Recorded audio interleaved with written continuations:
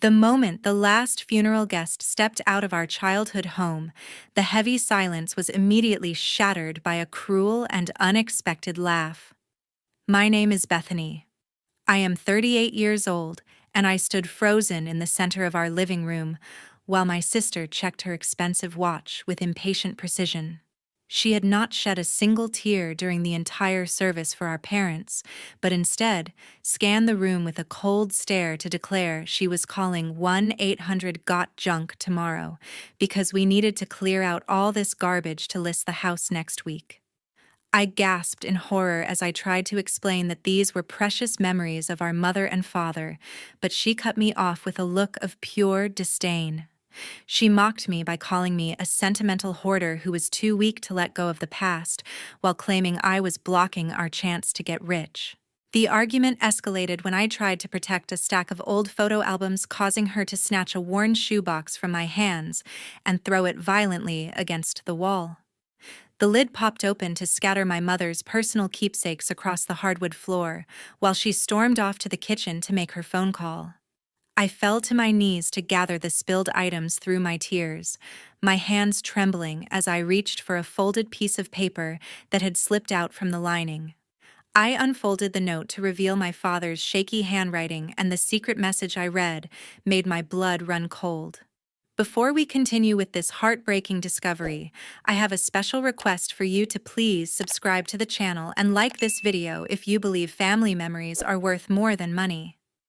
That morning, the aggressive roar of a diesel engine rattled the glass panes of my bedroom window to signal the beginning of a chaotic and heartbreaking day. I rushed down the stairs with a pounding heart to find the heavy front door standing wide open as a team of uniformed movers marched inside with muddy boots. Standing in the center of the living room was my sister Jenna, who was barking orders at a tall man with a scruffy beard and cold, calculating eyes. She introduced him simply as her boyfriend Jason, and he did not even pause to offer a handshake before tossing a roll of industrial black trash bags directly at my bare feet.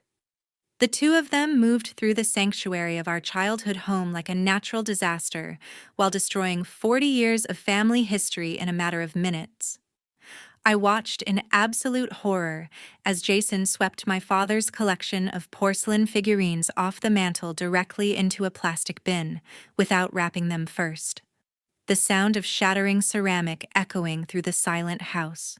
He laughed loudly while telling Jenna that this prime property in Austin would easily fetch $800,000 on the current market if they gutted the interior completely.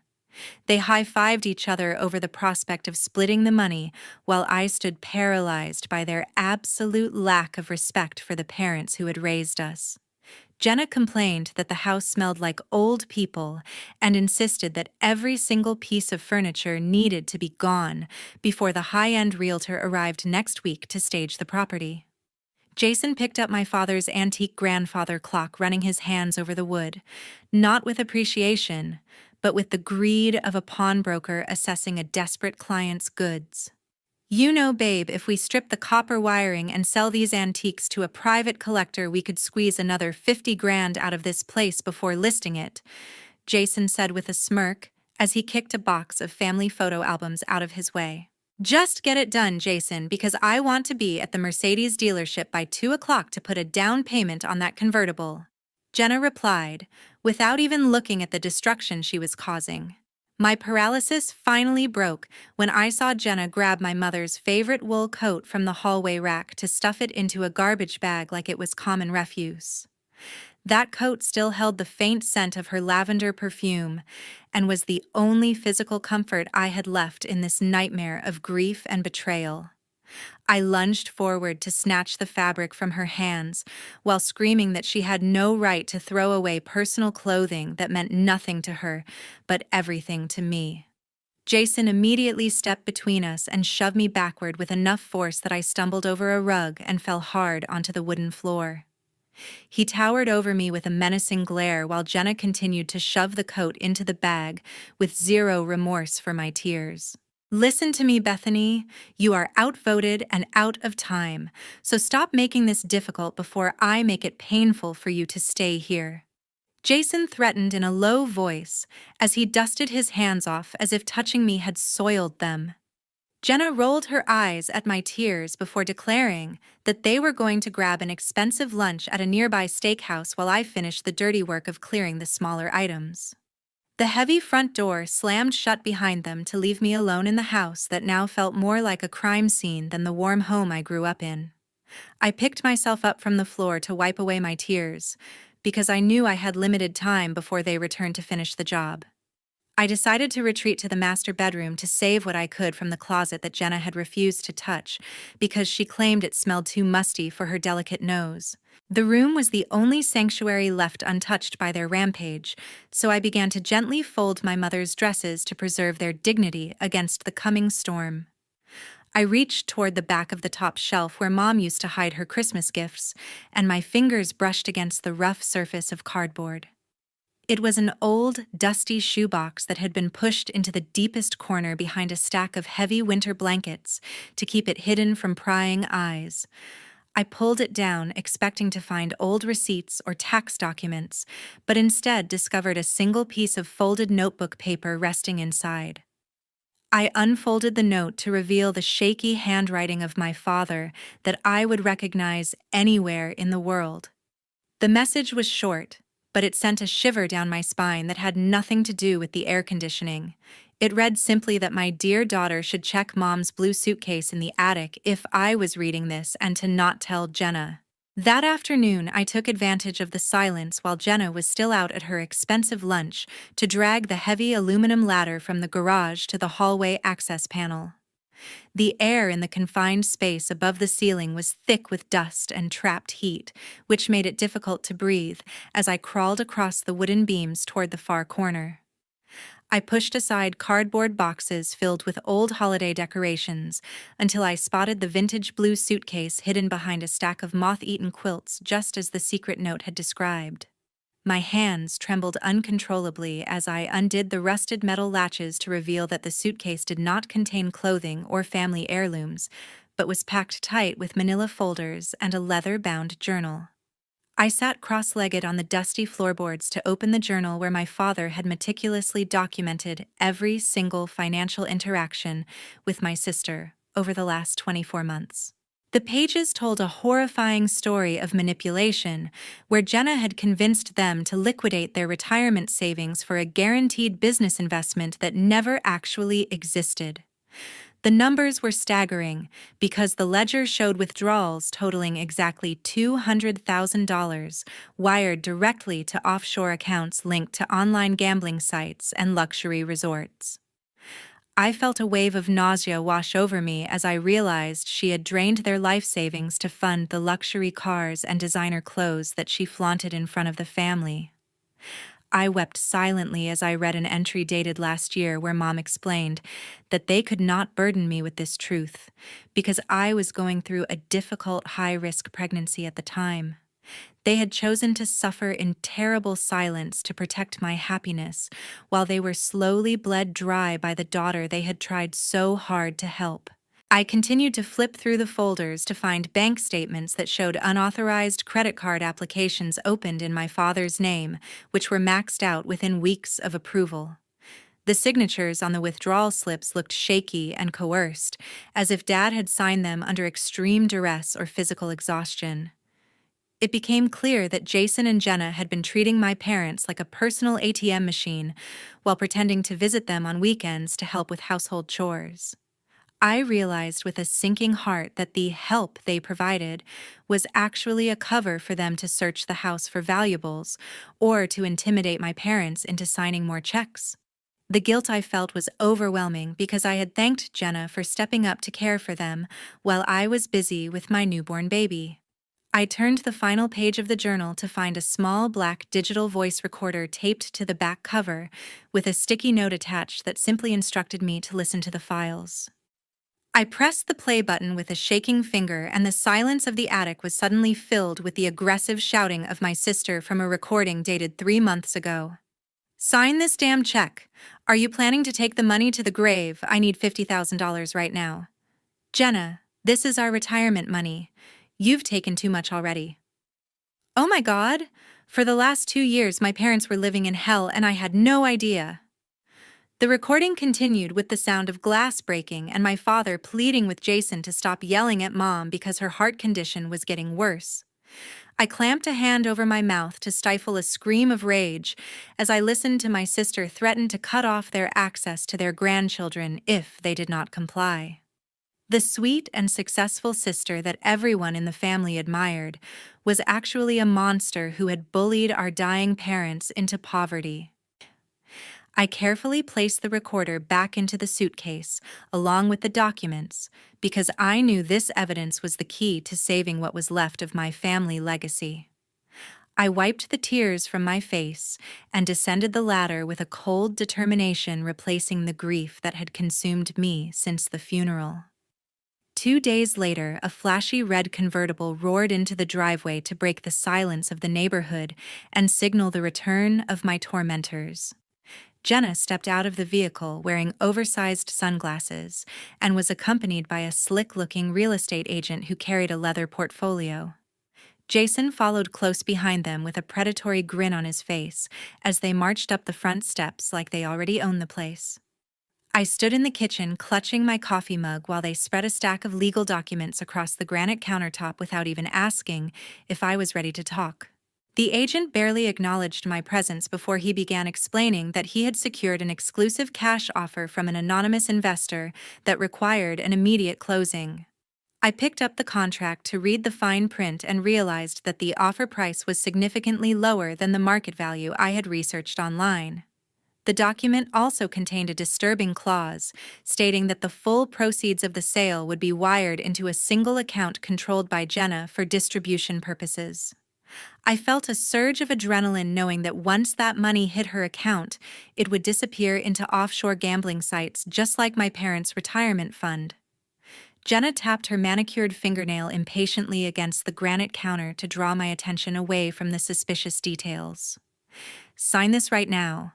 Split it 50-50. You'll change your life. Don't be stupid and keep this rotting house." I looked up to see her glaring at me with an intensity that barely concealed her desperation for the money. Jason moved from the doorway to stand directly behind her and used his physical size to add a layer of intimidation to her demands. He leaned forward until I could smell the stale cigarette smoke on his breath and slammed his hand down on the contract. "Sign it, Bethany, the market is about to crash. Don't make us lose money because of your slowness." My first instinct was to scream at them about the stolen $200,000 and the audio recording I had found in the attic. The anger boiling inside me demanded that I throw them out of the house and call the police immediately to report their fraud. However, the image of my father's shaky handwriting on that secret note flashed through my mind and reminded me that silence was my only weapon right now. If I confronted them before I had legal protection, they might destroy the evidence or physically harm me to get what they wanted. I forced myself to take a deep, shaky breath and lowered my eyes to the floor to play the part of the overwhelmed older sister. I need 2 more days to think and pack my things. I'm not ready." Jenna let out a dramatic sigh of frustration and exchanged a look of annoyance with Jason while the real estate agent checked his watch. She clearly viewed my hesitation as a sign of weakness, rather than a calculated stall tactic to secure my future. She finally agreed to give me until the open house on Sunday, but warned me that the offer would expire if I did not sign by then. They left the documents on the counter as a reminder of their threat and went out to the patio to celebrate their apparent victory with a bottle of wine. I spent the rest of the evening pretending to pack boxes in the living room while listening to them plan their future vacations with the money they expected to steal. I waited until the house was completely silent and the lights in the guest room had been turned off for more than an hour. I carefully retrieved the blue suitcase from its hiding place in the back of my closet and checked to make sure the journal and voice recorder were secure. I slipped out through the back sliding glass door to avoid the creaky floorboards in the hallway and moved quickly through the shadows of the garden. My car was parked down the street to avoid alerting them, and I drove with white-knuckled determination toward the downtown district. The office of Mr. Harrison was my destination, because the name of the family lawyer was the only lifeline mentioned in my father's journal. The next morning, I sat nervously in a high-backed leather chair across from my family's longtime lawyer, Mr. Harrison, who had greeted me with a solemn nod rather than his usual cheerful handshake. The smell of old books and polished wood surrounded us as I placed the heavy blue suitcase containing the stolen ledger and the digital voice recorder onto his desk. I explained the entire situation regarding Jenna's demand to sell the house and the threats Jason had made about my mental stability if I refused to sign the contract. Mr. Harrison listened to my story without interrupting, and his expression grew darker with every detail I revealed about my sister's cruelty. He opened the file I had brought him to briefly scan the handwritten ledger before he pulled a thick folder from his own desk drawer to place between us. He adjusted his glasses and looked at me with a profound sadness that told me he had been carrying a heavy burden of knowledge for quite some time. "Bethany, your parents came here a month before they passed. They knew exactly what Jenna was planning." I felt the breath leave my lungs because I had assumed my parents were oblivious to the extent of her betrayal until the very end. Mr. Harrison opened the folder to reveal a set of documents that had been notarized and filed just weeks before the funeral took place. He explained that my father had come to him in tears after discovering the unauthorized withdrawals from their retirement accounts. They had realized that simply leaving a standard will would not be enough to stop Jenna because she would contest it in court and drain the estate with legal fees. They needed a solution that would protect the property completely from her creditors and her manipulation. I looked at the complicated legal language on the pages and struggled to understand what it meant for my current predicament with the real estate contract. "So this house, who does it actually belong to?" Mr. Harrison pointed to a specific paragraph on the second page, which established the creation of an irrevocable legal entity that now held the title to the property. "It belongs to the living trust, and you are the sole beneficiary. Jenna doesn't have the right to sell a single brick." The weight of his words crashed over me and brought an overwhelming sense of relief that made me dizzy. He went on to explain that because the house was in a trust, rather than the general estate, it bypassed the probate process entirely. This meant that Jenna had absolutely no legal standing to list the house, or to force a sale regardless of what contract she signed with that realtor. Furthermore, Mr. Harrison pulled out another document which itemized the $200,000 Jenna had already taken. Under the terms of the new will, this amount was classified as an advance on inheritance, which meant she had already received far more than her fair share. I asked him if we should call the police immediately to have them removed from the property before they could do any more damage. Mr. Harrison shook his head slowly and advised me that a direct confrontation right now might give them a chance to destroy the interior of the house out of spite. He suggested a different strategy that would expose her publicly and prevent her from spinning a narrative where she was the victim. He told me to return home and act as though I was still considering signing the papers on Sunday. "Let her host that open house she is so excited about," Mr. Harrison said, with a steely glint in his eyes that I had never seen before. "Let her invite the buyers and the neighbors. When she tries to take their money, we will step in and reveal the truth in front of witnesses." I left his office, clutching the copy of the trust documents against my chest like a shield. The fear that had paralyzed me for the last week was replaced by a cold and righteous anger. I drove back to the house knowing that every insult Jason threw at me and every demand Jenna made was just digging their own graves deeper. They thought they were planning a victory party for Sunday, but they were actually preparing the stage for their own destruction. That weekend, Jenna had turned the mourning house into a performance stage to welcome potential buyers and curious neighbors who wanted to see inside. She had hired a professional staging company to replace my mother's cozy floral armchairs with modern beige furniture that looked like it belonged in a sterile hotel lobby rather than a family home. The air was thick with the smell of fresh baking cookies, which was a manipulative real estate trick she used to create a false sense of domestic warmth for the visitors. I watched from the shadows of the upstairs landing as she held court in the living room, wearing a modest black dress that was tastefully expensive. She wiped away invisible tears whenever a prospective buyer asked about the history of the property or the recent passing of our parents. I observed with a sickening feeling in my stomach as she guided a young couple toward the fireplace to show them the family photos she had strategically left on display to prove her devotion. She sighed dramatically and placed a perfectly manicured hand over her heart as she looked at a picture of our father from his retirement party. I am so heartbroken, but I have to sell the house because of too many sad memories. My parents would probably want this too. The young woman touched Jenna's arm in sympathy and completely bought into the performance of the grieving daughter who was forced to make difficult choices. Jason was hovering near the dining table where the preliminary contracts were laid out like a buffet of greed for anyone willing to sign.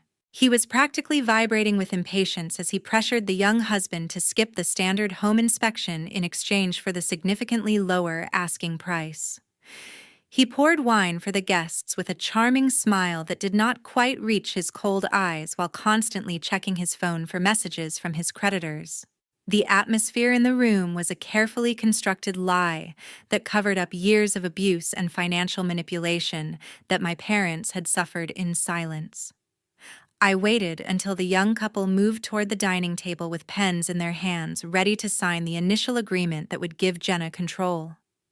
I signaled to Mr. Harrison, who was waiting silently in the study, and we walked out onto the landing together to interrupt the transaction. I descended the stairs with the trust documents clutched tightly in my hand and shouted over the low hum of polite conversation to shatter the illusion. "Stop right now, Jenna. You do not have the right to sell this house." The room fell instantly silent as every head turned to look at me standing on the staircase with the family lawyer by my side. Jenna's face twisted from feigned sorrow to genuine rage in a split second because she realized her payday was being threatened at the last possible moment. She marched to the bottom of the stairs and glared at me with a venomous expression that she usually saved for when we were alone. She tried to dismiss me in front of the guests by claiming I was having a mental breakdown from grief and needed to go back to my room immediately. I did not waste my breath arguing with her lies because I knew that nothing I said would be as powerful as her own voice. I pulled out my phone, which was connected via Bluetooth to the expensive surround sound system that Jason had set up to play calming jazz music. I pressed the play button on the audio file I had recovered from the tablet, and the soft music was instantly replaced by the screeching voice of my sister. The volume was loud enough to rattle the windows, and everyone in the room froze as they heard the undeniable sound of verbal abuse. "You damn old woman, give me the money quickly!" The recording continued to play and revealed the sound of objects being thrown and my mother crying softly while begging Jenna to stop screaming at her. The young couple dropped the pen on the table as if it were burning hot and took several steps back from the dining table in horror. The neighbors who had known us since we were children looked at Jenna with expressions of absolute disgust and disbelief. The mask of the dutiful daughter had been ripped away to reveal the monster underneath, and there was nowhere left for her to hide. Immediately after the recording ended, Mr. Harrison stepped forward with a thick manila folder in his hand to address the stunned silence in the room. The echo of Jenna's cruel voice was still hanging in the air, while the neighbors and potential buyers looked at her with expressions of absolute horror. She stood frozen at the bottom of the stairs with her face pale and her hands trembling as the reality of her exposure began to sink in. Mr. Harrison did not give her a moment to recover before he opened the legal file and pulled out the itemized list of debts that we had prepared on Friday. He walked calmly over to the dining table where the fraudulent sales contracts were waiting and placed the heavy folder directly on top of them. He adjusted his glasses and spoke with a voice that carried the full weight of the law to ensure everyone in the room heard the verdict. According to the will, Jenna receives this folder. These are the debts you accrued from your parents totaling $200,000. The room gasped collectively as Mr. Harrison explained that this amount was legally classified as an early advance on her inheritance, which meant she had already received her share. He clarified that since the remaining estate value did not exceed the debt she had already taken, she was actually entitled to absolutely nothing more. Jenna stared at the documents as if they were written in a foreign language before her shock turned into a blind and destructive rage. She lunged toward me with her hands curled into claws because she could not accept that her carefully laid plans had been destroyed. "That's impossible, Mom and Dad wouldn't do this to me. Bethany, you manipulated them." She screamed these accusations while trying to reach me on the stairs, but Jason suddenly grabbed her by the arms and held her back. He was not doing it to protect me, but rather because he saw the security guards stepping forward, and he wanted to avoid being arrested for assault. The look on his face had shifted instantly from greedy anticipation to cold self-preservation the moment he heard about the debt. He realized that there was no money coming from the sale of the house, and that his girlfriend was now a financial liability instead of a cash cow. Jenna turned to him for support and begged him to help her fight this injustice, but he pushed her away with a look of pure disgust. "You don't have the money, I'm out of here, don't drag me into this mess." Jason stormed out of the front door without looking back and left Jenna standing alone in the ruins of her own greed. The guests began to file out of the house quickly because they wanted to distance themselves from the uncomfortable family drama unfolding before them. The young couple who had almost signed the contract looked at me with apologetic eyes before hurrying away to their car. The neighbors who had known us since we were children shook their heads at Jenna as they passed her by and whispered about how money had corrupted her soul. Within minutes, the house was empty except for me, Mr. Harrison, the security guards, and a sobbing Jenna who had collapsed onto the floor. She was not crying because she regretted her actions or missed our parents, but because she was terrified of the consequences she now faced. She looked up at me with tear-filled eyes and tried to play the victim card one last time by claiming she was desperate. I walked down the stairs slowly and picked up the roll of black trash bags that she had thrown at me on the very first day. I tossed the plastic roll at her feet and told her that she had exactly 20 minutes to pack her personal belongings and leave my property. I informed her that if she was not gone by then, I would have the security guards remove her for trespassing and file a police report for the fraud. She realized then that the sister she had bullied and underestimated was gone and had been replaced by someone who would no longer tolerate her abuse. Jenna scrambled to her feet and began stuffing her things into the bags while sobbing uncontrollably as the walls of the home she tried to sell closed her out forever. 2 months later, the lives of myself and Jenna had diverged onto two completely opposite paths that perfectly reflected the choices we had made during that tumultuous week. The beautiful spring season had finally arrived in Austin to fill the garden with blooming bluebonnets and wash away the lingering grayness of the funeral. I sat on the newly painted front porch with a cup of tea in my hand and watched the sunrise over the neighborhood that my parents had loved so dearly. The house no longer felt like a place of mourning or a battleground for inheritance, but had transformed back into a sanctuary of warm memories and peace. I had used a small portion of the funds protected by the Living Trust to remove the sterile staging furniture Jenna had rented and restored the cozy atmosphere that Mom had always cultivated. Jenna, on the other hand, was currently living a nightmare that she had created entirely with her own greed and lack of empathy for her family. Jason had followed through on his threat to leave her the moment he realized she was penniless, and he had even filed a restraining order to keep her away from him. She was now facing multiple aggressive lawsuits from the predatory lenders and banks she had defrauded to fund her gambling addiction over the last 2 years. The luxury apartment she used to flaunt on social media was gone, and she had been forced to move into a shabby rental unit in a dangerous part of the city. I heard from a distant cousin that Jenna was working double shifts as a dishwasher at a diner because no reputable company would hire her with pending fraud charges. She attempted to contact me once through a borrowed phone number to beg for money to pay her legal fees, but I recognized her voice immediately. I did not scream or lecture her this time, but simply hung up the phone and blocked the number without a second thought. I had finally realized that protecting my own mental peace was not an act of selfishness, but a necessary boundary against her toxic manipulation. The sister I once knew had been consumed by avarice long ago, and I could not set myself on fire just to keep her warm. I decided to honor my parents in a way that would make them proud rather than letting their hard-earned legacy sit in a bank account. I worked with Mr. Harrison to establish the Evelyn and Robert Memorial Scholarship for underprivileged nursing students at the local university. The money that Jenna had wanted to use for sports cars and vacations was now going to help young people build a future of service and compassion. Every time I received a thank you letter from a scholarship recipient, I felt a deep connection to my parents that was far more valuable than any inheritance check. The house was safe. The debts were exposed, and the truth had finally liberated me from the burden of keeping family secrets.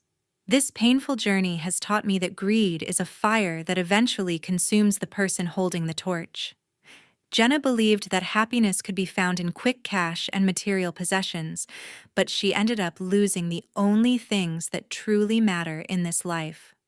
True wealth is not measured by the size of your bank account or the value of your real estate, but by the integrity of your character and the love you show to those who raised you.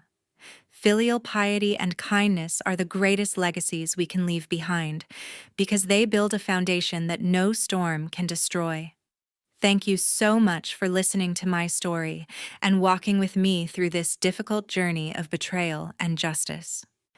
I truly appreciate every single one of you who has supported me, and I hope this story gives you the courage to stand up for what is right in your own lives. If you believe that justice was served and that family honor is worth fighting for, please share your thoughts in the comments below and subscribe to the channel for more real-life stories.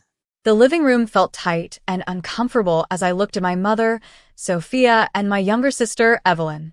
Evelyn had just announced that she and her husband, Alex, needed a place to stay because they were going through some tough times.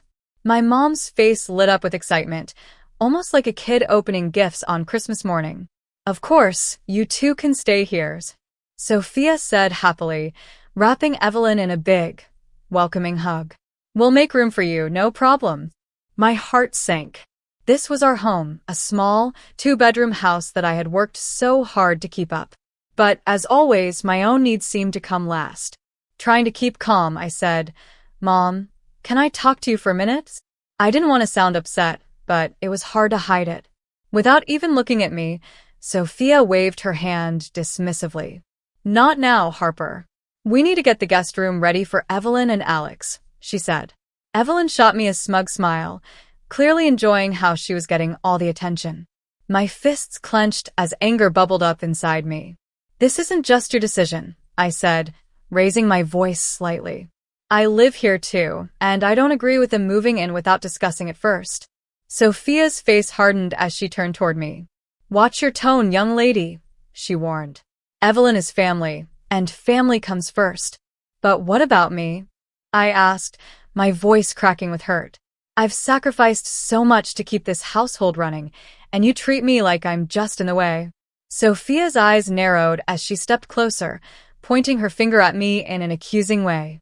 "If you can't accept your sister's situation, then maybe you should find somewhere else to live." Her words hit me like a slap across the face. I saw Evelyn smirking behind her hand, clearly enjoying the drama she had stirred up. "Fine, Mom," I said, my voice shaking with both anger and pain. "Maybe I will." Without waiting for a response, I turned and stormed out of the living room, feeling hot tears welling up in my eyes. I had finally reached my breaking point. I went to my room, pacing back and forth as the tears streamed down my cheeks. How could my mom be so heartless? After everything I had done to keep our household going, she was pushing me aside to make room for Evelyn and her husband, who never seemed to hold down a job. A knock on the door interrupted my spiraling thoughts. It was Mom's voice on the other side, sounding irritated. Harper, we need to talk about this. I threw open the door, glaring at her. Talk about what? About how you're replacing me with your favorite daughter? My mom's face grew stern. Don't be so dramatic. Evelyn and Alex are going through a tough time, and they need our help. Our help. I scoffed, crossing my arms. More like my help. I'm the one who's been paying half the bills around here, while Evelyn just drifts around, taking advantage of everyone. Watch your mouth. Mom snapped, her tone sharp. Evelyn is going through a difficult time. The least you could do is show some compassion. I let out a bitter laugh. Compassion? That's rich coming from you. When was the last time you showed me any compassion? Mom's eyes narrowed, and her face hardened. You ungrateful brat. After everything I've done for you, everything you've done for me? I shot back, my voice rising. All you do is criticize me, put me down, and favor Evelyn no matter what she does. That's enough. Mom shouted, her face turning red with anger. I won't have you talking to me like that in my own house. Your house. I retorted. I've been the one holding this place together with my paychecks, while you bend over backward to please Evelyn. Mom's face twisted in anger. If you can't show your sister some basic kindness, then maybe it's time you found your own place. Her words hit me so hard, it felt like all the air had been knocked out of my lungs. You're kicking me out? I asked, barely able to breathe. If that's what it takes for you to learn some respect, Mom said coldly. In that moment, something inside me snapped. Fine, I said, my voice trembling with barely contained rage. I'll leave. But don't come crawling back to me when Evelyn and her deadbeat husband bleed you dry. Mom's eyes widened in surprise, but before she could respond, I slammed the door in her face. Hot tears ran down my cheeks as I realized I'd finally had enough. My cheeks were wet with tears as I sank to the floor, my world feeling like it was collapsing after the explosive fight with Mom. I knew there was no turning back now. I had to move out, start fresh, and leave the toxic environment of my family behind. As much as it hurt, I couldn't keep subjecting myself to their cruelty and favoritism. I picked up my phone and called my best friend, Nora, trying my hardest to hold back more tears. Hey, I need a huge favor, I began, my voice shaky. Can I crash at your place for a little while? Nora's voice came through the line, full of concern. Of course, Harper. What's going on? It's a long story, I said, taking a deep, trembling breath. I'll explain everything when I get there. Is it okay if I come over tonight? Absolutely, Nora replied without missing a beat. My door is always open for you. With Nora's comforting words in mind, I started packing up my things.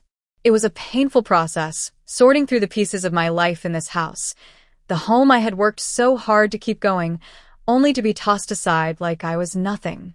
As I folded clothes and boxed up my personal items, memories flooded my mind. I thought about all the times I had sacrificed to make things run smoothly around here, the birthdays and holidays where my efforts were overlooked while Evelyn soaked up all of Mom's attention. Tears burned in my eyes, but I forced myself to blink them away. I couldn't fall apart now. I had to stay strong and carve out a new life, far away from the suffocating family dynamics that had kept me trapped for so long. A knock on my bedroom door startled me. Harper, it's Alex, came the voice of Evelyn's husband.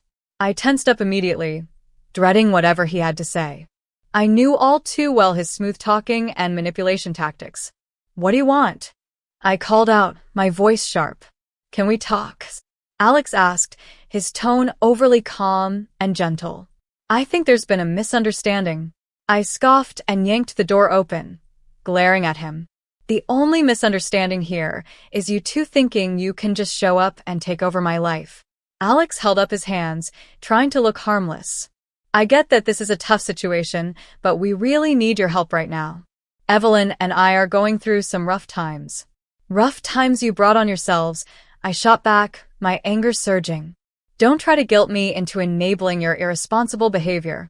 Alex's expression hardened. Watch your tone, Harper. We're family, and family should support each other. I laughed bitterly. Yeah? Tell that to Mom and Evelyn. They've made it pretty clear where I stand in this family. Before Alex could respond, I pushed past him, dragging my packed suitcase behind me. I'm done with all of you. Don't even try to reel me back in. As I stepped out into the cool evening air, I felt a weight lift off my shoulders.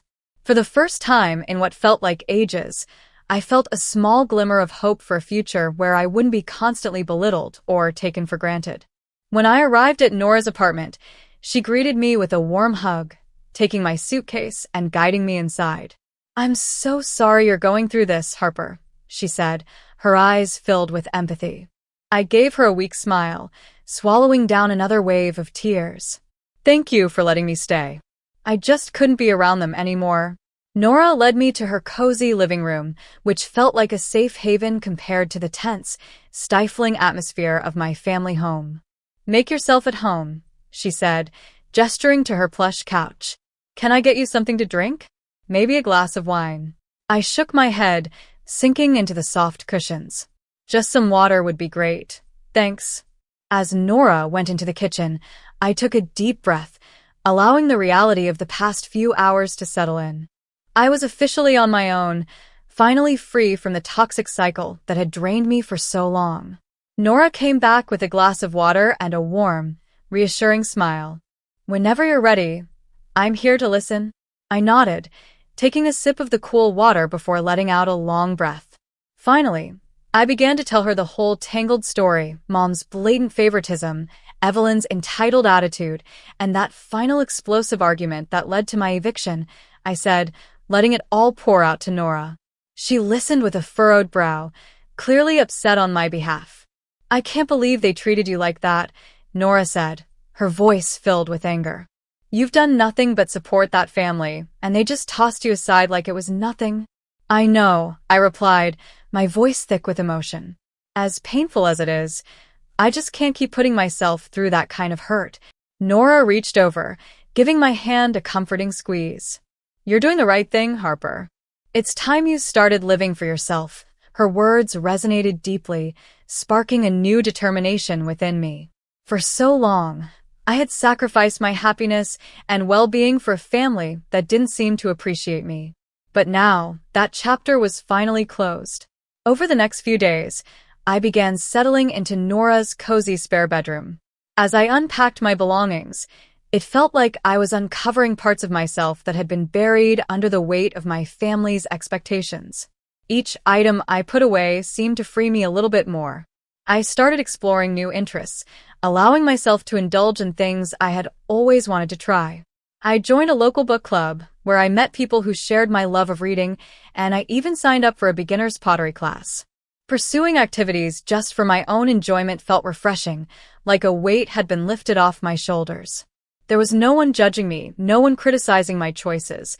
I was free to simply enjoy myself. At work, I dove into my projects with renewed energy, putting my ideas forward confidently and impressing my boss with my dedication. For the first time in years, I felt a sense of pride and accomplishment that wasn't tied to pleasing anyone but myself. I was finally starting to see my own worth, separate from my family's opinions.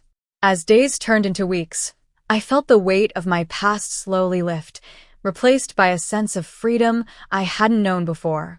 For once, I was living for me, and the future looked brighter than ever. Then, a few weeks after I had moved in with Nora, my phone started ringing off the hook. Each time, it was either Mom or Evelyn, leaving increasingly desperate voicemails, begging me to pick up. I ignored them, not ready to reopen that chapter of my life.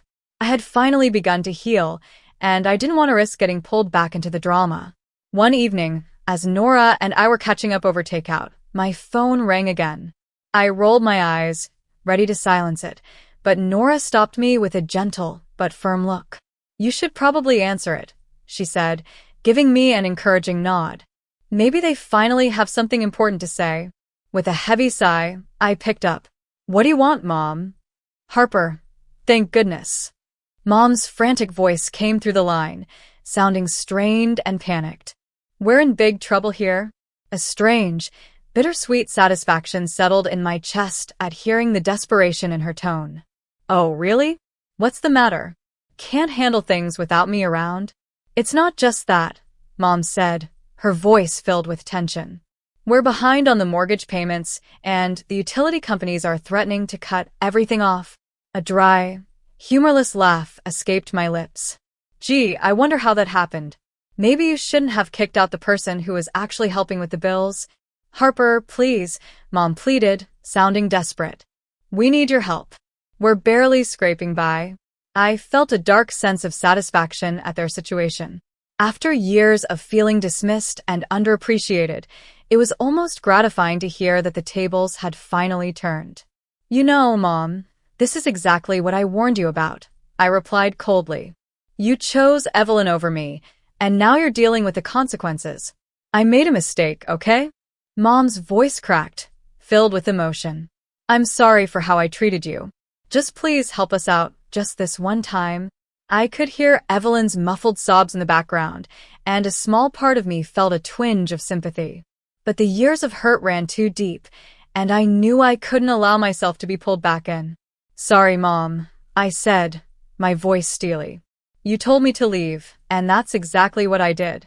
Now it's your turn to figure things out on your own. With that, I ended the call, ignoring the flood of texts and voicemails that followed.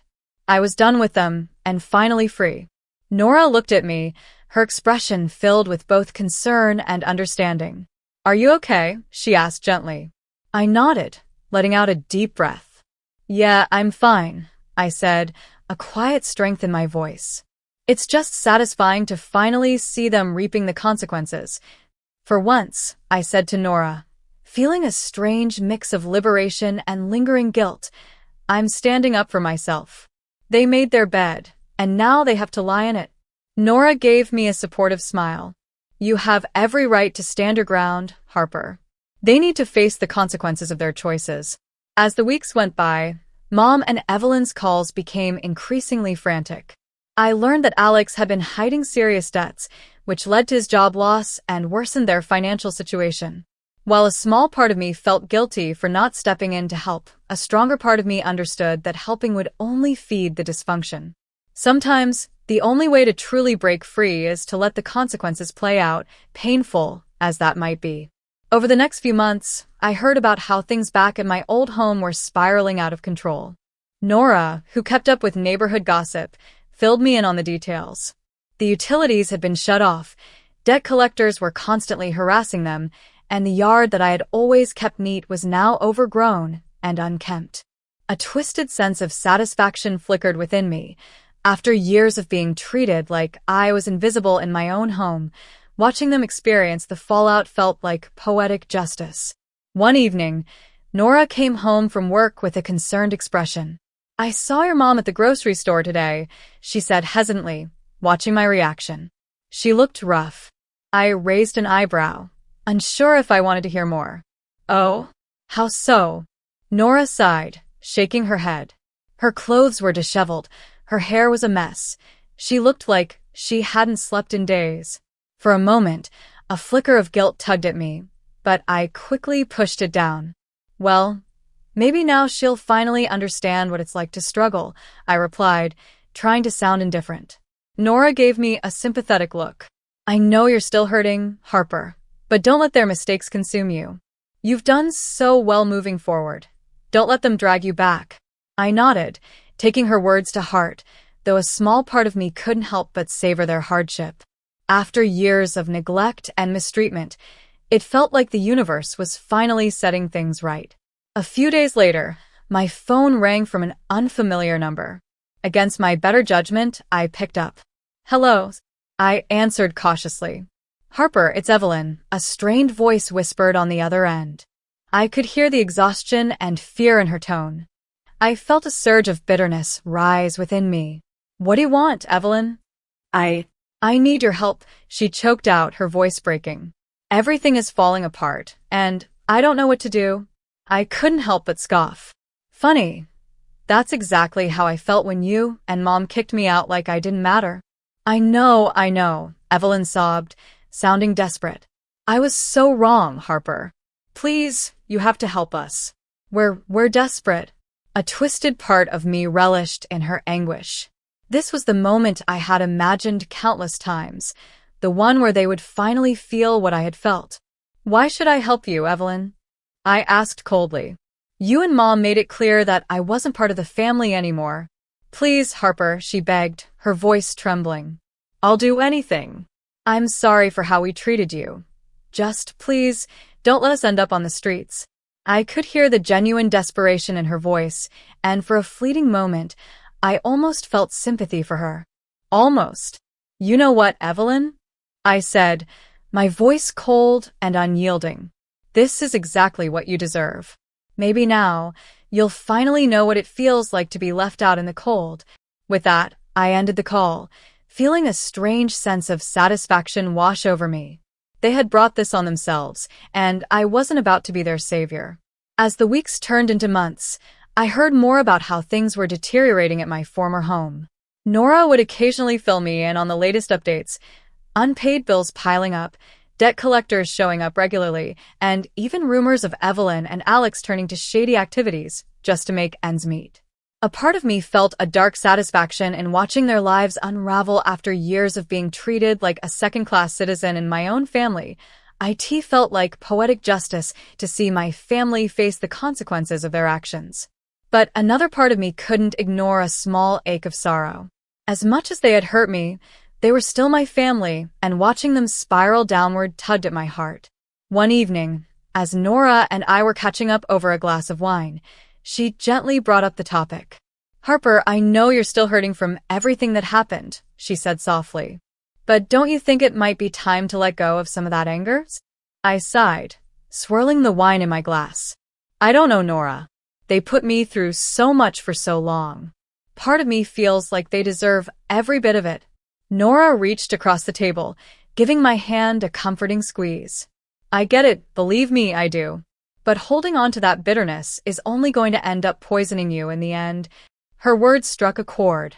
As satisfying as it had been to see my family crumble, I realized that harboring all that resentment might only keep me chained to the past. Was I really any better if I let the anger fester? The next day, while I was preparing for an important presentation at work, my phone buzzed with an incoming call from Mom. I hesitated, taking a moment before finally answering. Hello, I said cautiously. Harper, Mom's voice was barely a whisper, thick with emotion. I don't even know where to start. I steeled myself, preparing for excuses or another round of manipulation. But instead, Mom's voice softened further, punctuated by quiet sobs. I'm so sorry, Harper, she said, her words trembling. I was a terrible mother to you. You deserved so much better than what I gave you. I felt my resolve waver as she continued, genuinely taking responsibility for the pain she had caused me. I know I can never undo what I did, she said, her voice full of remorse. But please, let me try. I'll do anything to earn your forgiveness. In that moment, something inside me shifted. As much as I had relished seeing them struggle, I suddenly understood that holding on to this bitterness was only hurting me. I took a deep breath, my voice softer than I intended. Mom, I can't pretend like everything is okay between us. You really hurt me. I know, she replied, her voice breaking. And I'll spend the rest of my life making it up to you if you'll let me. Exhaling deeply, I felt a heavy weight lift as I began to let go of the resentment that had burdened me for so long. Okay, Mom, I said finally. Let's start over. One step at a time. It wouldn't be an easy road, but in that moment, I realized that true healing would come through forgiveness, not just for them, but for myself, too. After that emotional conversation, I felt hopeful about rebuilding our relationship, even if it would take time. Over the next few months, Mom made sincere efforts to make amends. She invited me over for weekly dinners, where she listened as I opened up about the years of pain and neglect I had endured. I could see genuine remorse in her eyes, and even though it was difficult, it felt healing to finally be heard. Evelyn and Alex, on the other hand, kept their distance.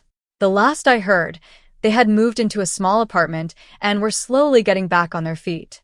A part of me still felt resentment toward them, but I knew that holding on to it would only hold me back. Meanwhile, I was thriving in my independence. At work, I took on a side project that allowed me to showcase my creativity and problem-solving skills. My boss was impressed with my dedication, and soon there were whispers of a promotion. In my personal life, I explored hobbies and interests I had neglected for far too long. I joined a local book club where I enjoyed lively discussions and the chance to explore new literary worlds. I even started a pottery class, finding peace and mindfulness in the simple act of shaping clay. Nora remained my unwavering support, cheering me on every step of the way. "I'm so proud of you, Harper," she told me one evening as we shared a bottle of wine on her balcony. "You've come such a long way." I smiled, feeling a warm glow from her words. "I couldn't have done it without you," I said gratefully. "You were there for me when my own family wasn't." As the months passed, I felt myself truly letting go of the past. The anger and resentment that had once consumed me faded, replaced by a newfound sense of self-worth and confidence. One evening, as I was getting ready to go out with some coworkers, my phone buzzed with a text from Mom. "I just wanted to let you know how proud I am of you, Harper. You've grown into such a strong, independent woman, and I'm honored to be a part of your life again." Tears stung my eyes as I read her message, but this time they weren't tears of pain or bitterness. They were tears of gratitude and healing. I had finally broken free from the toxic cycle that had held me back for so long. No longer was I defined by the neglect and mistreatment of my past. I was now forging my own path, surrounded by people who truly appreciated and supported me. As I stepped out into the warm evening air, a profound sense of peace washed over me. The journey had been long and difficult, but I had emerged stronger, wiser, and more resilient than ever. I was finally living for myself. My mom has always preferred my younger sister over me. Despite that, I did everything I could to support her because I felt I owed it to her for raising me. But everything changed when my sister decided to move back home. Without hesitation, my mom cut me off. She screamed at me, saying, "Get out of here, you leech. I'm done putting up with you. If this is what you want, I'll make sure you pay for every grudge I've ever held against you." Hi, my name is Aurora, and I'm 30 years old. After finishing college, I landed a decent job and continued living with my mom. My dad passed away a few years ago, and my younger sister, Zara, is already married with her own family. I had plans to move out and live on my own too, but after my sister got married, I stayed behind to take care of my mom. I couldn't bring myself to leave her alone. Looking back, it's clear that my mom has always favored my sister over me. Zara and I are complete opposites. She's beautiful, trendy, and has an undeniable charm, even though her personality is, well, not exactly the nicest. But somehow, she manages to hide that under her good looks, making her appear perfect to others. In contrast, I'm more serious and straightforward, which never seemed to impress my mom the way Zara's charisma did. After Zara got married and moved out, my mom constantly complained about me. She would say things like, "I wish I were living with Zara instead of you. Why does Zara have to be so pretty, and you, well, you don't have anything to offer? I'm so tired of seeing your face every day." Oh, how I miss Zara. It hurt to hear those things, especially since I was the one working to support both of us financially. My mom didn't appreciate any of it. "Mom, I know you think Zara's great, but you don't need to put me down like that." I finally snapped one day. But instead of calming down, my mom got even angrier. "If you were half as good as Zara, I wouldn't have to deal with you like this every day," she shouted. "You don't even have any real problems. We've been living here together ever since your dad passed away, and now you're trying to act like you're doing me a favor?" I didn't mean it that way. I tried to explain. "I'm here because I have no choice. If Zara hadn't gotten married, I wouldn't be living with you." "Humph," my mom scoffed. "That's enough. We live in a house that was rebuilt shortly before my dad passed away.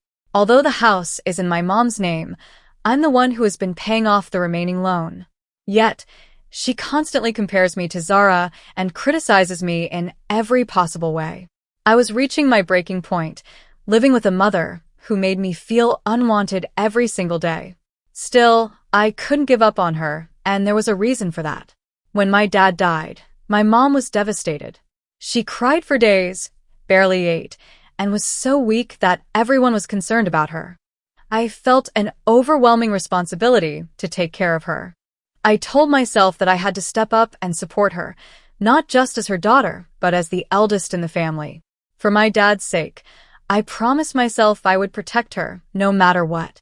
Even though her words and actions hurt me, I couldn't bring myself to hate her entirely. She was the only parent I had left. Then, one day, out of the blue, my sister and her husband showed up at our house. As soon as Zara saw my mom, she burst into tears and said something that shocked me. "Mom, we're struggling. We're having a really hard time making ends meet," she sobbed, and my mom's face immediately filled with concern. "What's going on?" my mom asked. "Well," Zara started, "my husband just lost his job, and we can't afford our rent anymore." My mom's eyes widened. "Oh no, that's awful. I don't know what else to do. I really need your help, Mom. Can we stay with you for a while?" Zara pleaded. As soon as she said that, I knew things were about to take a turn for the worse. But before I could say anything, my mom jumped in with an enthusiastic, "Yes, of course. My precious Zara is in trouble? Of course, you can live here." Zara's face lit up, and she hugged my mom. "Thank you, Mom. I love you so much." My mom beamed with joy, clearly thrilled by the idea of having Zara back. They had made the decision without even consulting me, as if my opinion didn't matter. Feeling frustrated, I spoke up. "Wait a second, Mom. I live here too. You can't just invite them to move in without asking me." My mom turned to me, her expression blank, and said, "So what?" I was stunned by her response. "Mom, 2 more people are going to move in just like that? Where am I supposed to go? I have my own room." "I don't care what you think," she interrupted coldly. "This house is in my name, remember?" "That's true, but—" I started to argue, but she cut me off with a heavy sigh. "If you don't like it, Aurora, then maybe it's time for you to leave." Her words hit me like a ton of bricks. "What? Are you serious?" "You heard me," she said, completely unfazed by my shock. "I told you to leave. From the start, you were nothing more than a stand-in for Zara in my life, you know." My mom snapped at me, her words cutting deep. I stood there, stunned. "That's horrible. You don't need to talk to me like that. I don't need a leech like you around. Now that Zara is coming back, I have no use for you." Her words stung. How could she dismiss me so easily after all the years I spent taking care of her? I had dedicated so much of my life to supporting her, while my sister had barely lifted a finger after she got married. But despite everything I did, it was Zara who had always been her favorite. I couldn't believe how easily she was ready to cast me aside. Tears welled up in my eyes, but I fought to keep them from falling. Then my sister, seeing the situation unfold, chimed in with a smug grin on her face. "Sis," Zara said with that sly tone I had always hated. "Mom's right. Why don't you just get lost?" "What?" I asked, disbelief coloring my voice. "You heard me.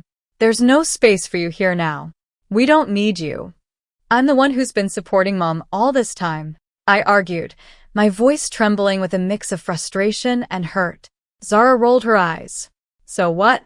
Mom wants to live with me now. You're nothing but a nuisance. Just go already, you're trash." Without missing a beat, Zara turned back to my mom and her husband, and the 3 of them began happily planning her move. They were talking about things like having a big barbecue to celebrate the move, while I stood there, invisible to them. "I'll get the meat for the barbecue," my sister chirped excitedly. "That sounds great," my mom replied, completely ignoring my presence. I couldn't believe it. As they laughed and talked about their plans, it was as if I no longer existed. Then Zara turned back to me, her tone now filled with impatience. "Hey, why are you still standing there? Didn't I tell you to get out?" "But you can't just throw me out like this," I protested. "We don't need a parasite like you hanging around. Just leave already and give us some space. Be out by the end of the week. That should be enough time, right?" Her words felt like daggers. I clenched my fists, holding back the wave of emotion that threatened to spill over. I didn't want to give them the satisfaction of seeing me break down. Reluctantly, I nodded and left the room, my heart heavy. As if that wasn't enough, while I was packing, I overheard my mom and Zara planning a vacation. "We'll be gone for a few days," my mom said. "Just make sure you're out by the time we get back." Those were her final words to me before they left the house. To her, I was nothing more than a burden, something to be discarded now that Zara was back in the picture. I had tried for years to be the good daughter, but now I realized that no matter what I did, it was never going to be enough for my mom. I was done feeling sorry for her.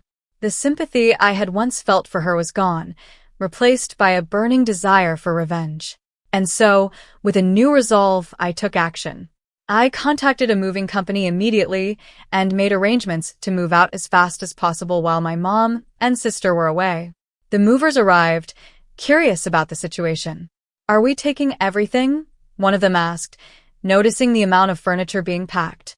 "Yes, please, make sure to clear everything out," I replied with a smile.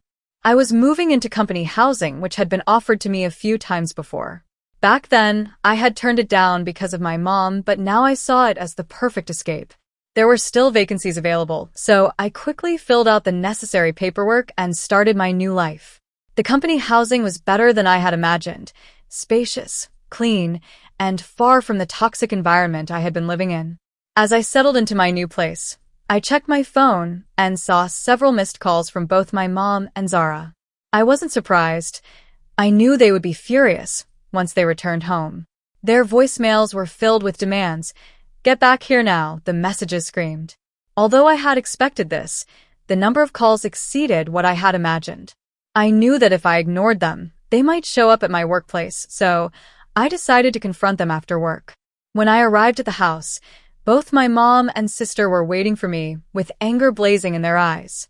The moment I walked in, my mom shouted, "What the hell happened? Why is the house empty? You even took my favorite fridge and toaster," Zara added, her voice shrill. I stood there, calmly watching them rant. "Where did you take everything?" my mom demanded. "To my new place," I said, my voice steady. "You can't just take things without permission. Bring it all back, now." Zara screamed, her face flushed with rage. "Why should I?" I replied, unbothered.